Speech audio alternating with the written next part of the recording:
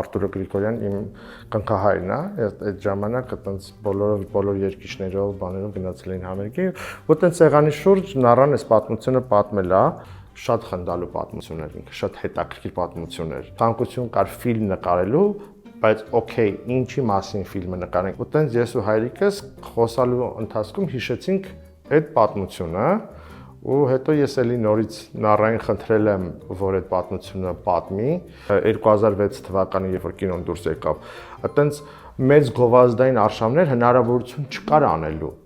Ու ինձ ասեցին, որ հայկական կինոն ընդհանրապես Հայաստանում չի աշխատում, ընդհանրապես ոչ մեկին հետաքրքիր չի ոչ մի հայկական կինո։ Մարտունը Ադոյան, ով որ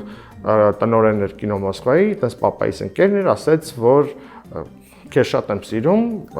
փորձենք մի շաբաթ ցույց տանք։ Այդ մի շաբաթը դառավ 3 ամիս։ Որ գովազդային արշավներ ամեն դեպքում արեցիք, թե գովազդային արշավը եղել է 4 հատ բան։ Եղել է պոստեր կինո Մոսկվայի վերևը։